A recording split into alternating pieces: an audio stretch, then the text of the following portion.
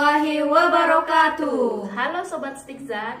Kali ini kita kedatangan tamu second runner up Putra Putri Pendidikan NTB sekaligus penerima beasiswa KIPKA, yakni Kiswarini Malinda. Oke Kak Kiswa, boleh memperkenalkan diri terlebih dahulu, mulai dari nama, prodi, angkatan, dan saat ini sedang menempuh pendidikan S1 atau profesi. Baik, sebelumnya Assalamualaikum warahmatullahi wabarakatuh. Halo Sobat Stikzar, perkenalkan nama saya Kiswarini Malinda. Saat ini saya sedang menempuh pendidikan di Sekolah Tinggi Ilmu Kesehatan Hamzar, Lombok Timur, program studi S1 Pendidikan Bidan semester 4. Dan lanjut ke hobi dan cita-cita nih. Hobi dan cita-cita ya. Membahas tentang hobi sebenarnya berbagai macam. Tapi yang sekarang ini yang gemar saya lakukan yaitu sering menyanyi. Terus kalau mengenai cita-cita sebenarnya dari fase ke fase itu juga berbeda-beda. Nah, jadi kalau sekarang sesuai dengan apa yang saya tempuh yaitu ingin menjadi bidan yang profesional tentunya. Seperti itu. Ngomong-ngomong tadi hobinya bernyanyi ya. Kira-kira sering nyanyi di kamar mandi juga nggak? Kayaknya semua orang tuh sering ya melakukan hal itu. Oke, selanjutnya. Dulu pada tahun berapa Kak Kiswa mendaftarkan diri menjadi mahasiswa di Stikes Hamzar? Dan kenapa waktu itu memutuskan untuk mendaftar di Stikes Hamzar? Saya masuk ke Stikes Hamzar ini pada tahun 2021. Dan alasan saya masuk ke Stikes sebenarnya banyak sekali alasannya. Tapi alasan yang apa ya namanya? Alasan ya bisa dibilang gitu, yaitu yang pertama karena Stikes Hamzar ini adalah satu-satunya kampus kesehatan yang ada di Lombok Timur. Terus selanjutnya Stikes Hamzar ini ternyata biayanya sangat-sangat terjangkau sekali. Dan juga banyak juga beasiswa-beasiswanya gitu. Dan yang paling efisien yaitu alasannya karena dekat dari rumah ya. Oke, sebagaimana yang kita ketahui, Kak Kiswa ini merupakan mahasiswi S1 Pendidikan Bidan ya. Terus bagaimana sih gambaran kuliah selama di prodi S1 Pendidikan Bidan itu? Gambaran perkuliahan saat di S1 Pendidikan Bidan ya. Gambaran awalnya sih sebenarnya agak kaget.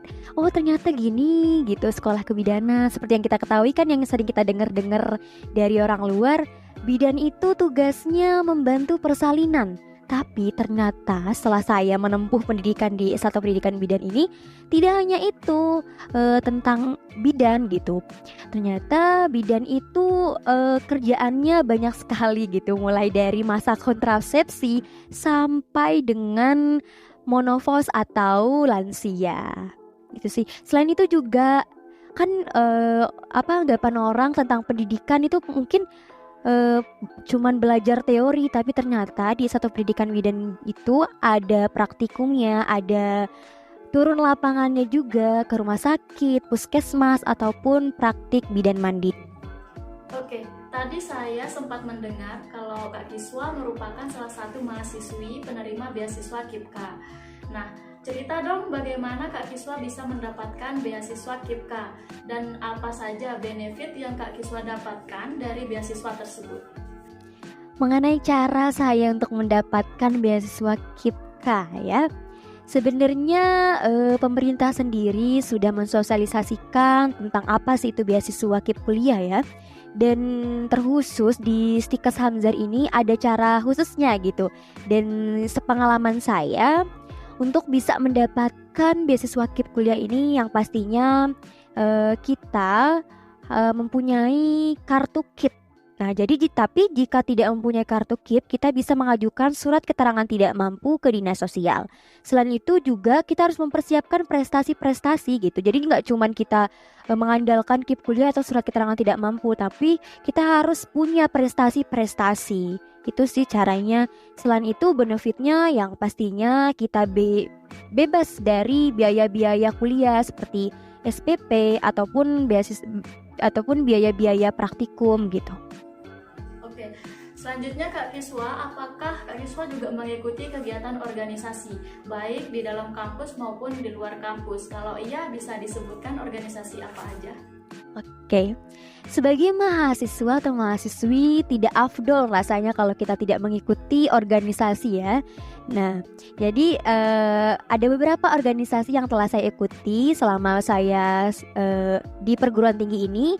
Organisasi internal saya yaitu Badan Eksekutif Mahasiswa di Stikes Hamzar, dan yang kedua kemarin saya telah mengikuti atau telah bergabung di Paguyuban Putra Putri Pendidikan Nusa Tenggara Barat.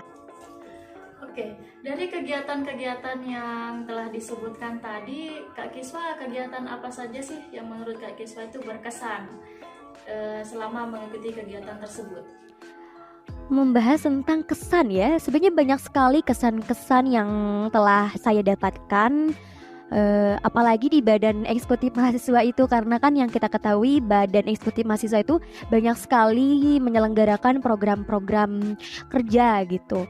Nah, jadi di organisasi internal saya mendapatkan benefit yaitu atau kesan di saat mengikuti kegiatan pengabdian masyarakat. Nah, selain itu di organisasi luar atau di paguyuban sendiri, saya mendapatkan kesan yang luar biasa juga, seperti saya bisa mengikuti acara atau kegiatan Gebiar Beasiswa Nusa Tenggara Barat. Selain itu juga saya bisa melakukan audiensi ke pemerintahan-pemerintahan, saya bisa mengunjungi tempat-tempat literasi seperti itu. Oke, berarti ini lebih ke masyarakat gitu Kak ya? Oke, lanjut. Tadi dengar-dengar Kak Kiswa itu kemarin mengikuti pemilihan Putra Putri Pendidikan NTB. Dan dengar-dengar juga Kak Kiswa ini menjadi second runner up dari Putra Putri Pendidikan NTB tersebut. Nah, menjadi second runner up itu tentunya banyak sekali dukungan yang Kak Kiswa dapatkan ya. Kira-kira siapa saja sih yang mendukung Kak Kiswa dalam kegiatan tersebut, dan kenapa Kak Kiswa mau ikut andil dalam kegiatan tersebut? Mengenai dukungan, sebenarnya dukungan ya, yang pertama itu dari diri sendiri dulu nih, baru ke yang lain gitu. Kemarin saya sedikit cerita ya, kemarin pas saat saya mendaftar di ajang itu, saya terlebih dahulu izin terhadap orang tua apakah saya boleh mengikuti ini atau tidak gitu. Setelah saya diberi izin, otomatis diberi support dong ya, diberi dukungan gitu. Saya diberi dukungan. Nah, setelah saya lolos ke tahap audisi, saya memberitahukan kepada pihak kampus. Nah, dan alhamdulillahnya pihak kampus selalu mendukung apapun yang dilakukan oleh mahasiswanya kan. Nah, setelah itu, selain pihak kampus, ada juga dukungan dari teman-teman dekat, ada juga dukungan dari kerabat-kerabat.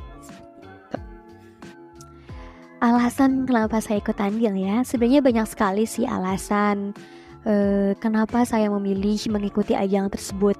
Jadi mengingat pendidikan di Indonesia ini ya, di negara kita ini masih jauh dari kata sempurna, apalagi dilihat dari World Population Review pada tahun 2021 itu, di mana negara kita ditempatkan atau diperingkatkan ke 54 dari 78 negara yang masuk ke pemeringkatan pendidikan. Selain itu juga pada tahun 2022 hanya 6% masyarakat Indonesia melangsungkan ke perguruan tinggi. Tidak hanya itu, dilihat di wilayah saya atau daerah saya Lombok Timur ini, banyak sekali masyarakat atau anak-anak yang putus sekolah dan tidak bersekolah.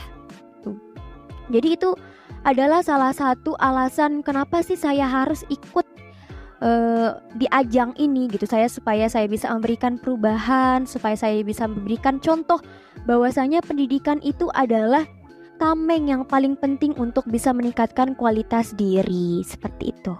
Dengar-dengar tadi Kak Kiswa juga dapat dukungan dari kampus ya? Oke, bentuk dukungan dari kampus itu seperti apa sih yang diberikan gitu? Dukungan dari kampus ya, banyak sekali. Saya pribadi mengapresiasi atas dukungan-dukungan yang telah diberikan pihak kampus. Jenis-jenis dukungannya yang pastinya secara finansial atau materi gitu. Selain itu ada dukungan berbentuk motivasi atau support gitu. Nasihat-nasihat itu juga bagian dari dukungan-dukungan gitu secara lahiriah maupun batinnya. Oke, tepuk tangan dulu untuk Kak Kiswa. Oke, selanjutnya masih tentang putra-putri pendidikan NTB ya. Tentunya sebagai second runner up, kira-kira apa nih kegiatan atau inovasi-inovasi yang akan Kak Kiswa lakukan untuk menyelesaikan isu terkait pendidikan, terkhususnya yang berada di daerah Lombok Timur? Baik, menjadi putri pendidikan Nusa Tenggara Barat itu adalah kita sebagai role model dan sebagai agen perubahan gitu. Otomatis di dalam sebuah paguyuban kita ada namanya rapat kerja. Di mana rapat kerja itu kita akan membahas program atau kegiatan apa aja sih yang bakalan kita lakukan untuk menghilangkan isu-isu pendidikan. Salah satunya dengan cara melakukan sosialisasi, pastinya melakukan kunjungan, melakukan webinar atau seminar, dan juga melakukan bina-bina desa seperti itu. Oke, selanjutnya Kak Kiswa, selain menjadi second runner up dari Putri Pendidikan NTB, apa aja perlombaan yang pernah diikuti oleh Kak Kiswa itu sendiri? Mengenai apa saja lomba yang pernah saya ikuti ya, sebenarnya banyak sekali, tapi saya hitungnya dari zaman perguruan tinggi ini ya, zaman di ini ada beberapa, bahkan hampir tidak terhitung gitu kegiatan-kegiatan atau lomba-lomba yang pernah saya ikuti. Namun baru-baru kemarin saya pernah mengikuti kegiatan di lokal maupun nasional gitu, seperti ikut karya tulis ilmiah. Selain itu juga ada ikut seni-seni, video-video edukasi gitu. Oke, ternyata Kak Kiswa ini selain dari aktif berorganisasi, ternyata Kak Kiswa juga adalah orang yang berprestasi ya. Iya, kasih tepuk tangan dulu. Tepuk tangan dong. Oke, lanjut Kak Kiswa. Menjadi mahasiswa kesehatan yang aktif, berprestasi dan berorganisasi tentunya tidak mudah ya. Kemudian bagaimana sih cara Kak Kiswa menyeimbangkan antara kuliah, organisasi, dan prestasi tersebut? Atau istilahnya itu time management Kak Kiswa itu bagaimana sih gitu? Oke, cara mengatur ya atau manage waktu. Sebenarnya tuh setiap orang berbeda-beda cara mengatur waktunya gitu kan. Tapi yang paling penting itu adalah kita paham atau kita tahu mana yang kita prioritaskan, atau kita tahu apa sih yang kita inginkan gitu. Jadi setelah kita mengetahui prioritas, barulah kita bisa mendahulukan hal yang lebih penting atau prioritas kita itu, seperti akademik pastinya kan. Jadi jika kita sudah melakukan kegiatan akademik, sudah menuntaskan kewajiban kita, barulah kita melakukan kegiatan-kegiatan lainnya, seperti ikut organisasi atau seperti ikut ajang-ajang lomba seperti itu. Berarti di sini Kak Kiswa tetap mengutamakan akademik dulu ya. Prioritas. Keren sekali Kak Kiswa ya. Iya. Oke, untuk selanjutnya Kak Kiswa bisa kasih tahu dong tips belajar Kak Kiswa itu bagaimana? Tips belajar ya, sebenarnya tuh kembali lagi ke diri masing-masing, bagaimana cara kita mendapatkan ilmu itu, bagaimana cara kita menyerap ilmu itu. Kalau saya pribadi sebenarnya ada beberapa cara yang saya lakukan atau saya terapkan. Nah jadi ini ada sedikit tips ya, mungkin teman-teman bisa terapin juga. Saat pembelajaran berlangsung atau saat kita di dalam kelas, usahakan untuk fokus memperhatikan materi yang disampaikan oleh dosen ataupun guru. Nah jadi setelah itu, jika ada pertanyaan atau hal yang belum kita mengerti, itu ditanyakan. Jangan diam aja, jangan sekedar menerima aja, tapi kita juga harus bisa berpikir kritis gitu. Setelah itu, jika kita sudah bisa memahami, baru nanti usahakan setelah pulang dari kelas tersebut, usahakan untuk mengulang kembali mengulang kembali apa yang telah didapatkan di kelas atau saat pembelajaran. Nah, jadi sebenarnya itu macam-macam sih caranya. Ada yang dengan cara mendengar, ada yang dengan membaca ataupun menulis kembali seperti itu. Berarti bukan hanya cukup tahu saja ya, tetapi digali lagi. Ya, harus lebih vertikal thinking itu harus diperlukan. Oke, kita flashback dulu nih ke KIPKA. Apa sih harapan Kak Kiswa ke depannya untuk adik-adik atau teman-teman yang ingin ataupun sudah mendapatkan beasiswa KIPKA tersebut? Harapannya yang pastinya gunakan kesempatan atau beasiswa tersebut dengan sebaik-baiknya. Dengan cara kita harus tekun belajar, dengan kita bisa memberikan feedback gitu terhadap orang yang sudah memberikan kita beasiswa itu. Jadi jangan hanya, apalagi kita yang mahasiswa gitu, sangat rugi sekali kalau kita hanya datang mengikuti perkuliahan gitu tanpa mengikuti kegiatan-kegiatan atau organisasi atau ajang-ajang perlombaan gitu. Jadi harapannya buat teman-teman lebih aktif lagi, lebih bisa memanfaatkan lagi apa yang telah didapatkan. Oke, selanjutnya menurut Kak Kiswa, manakah yang lebih layak atau yang lebih berpeluang mendapatkan beasiswa antara orang yang berprestasi atau orang yang kurang mampu? Tapi sebelumnya yang layak untuk beasiswa apa dulu gitu? Contohnya seperti beasiswa prestasi atau KIPKA gitu. Oke, jadi sebenarnya masalah beasiswa itu jenis beasiswa banyak sekali gitu ya. Masalah layak atau mana yang layak atau tidak layaknya itu tergantung jenis beasiswa yang diberikan gitu kan. Contohnya kalau yang beasiswa KIP kuliah itu kan, beasiswa kuliah itu diperuntukkan untuk calon mahasiswa yang kurang mampu, sedangkan beasiswa prestasi itu mahasiswa yang punya prestasi yang pastinya. Nah, itu lebih ke fungsi dari beasiswa itu apa gitu. Ada persyaratan-persyaratan khususnya pasti. Oke, terakhir nih Kak Kiswa, boleh berikan satu statement agar orang-orang mendaftar kuliah di Stikes Hamzah.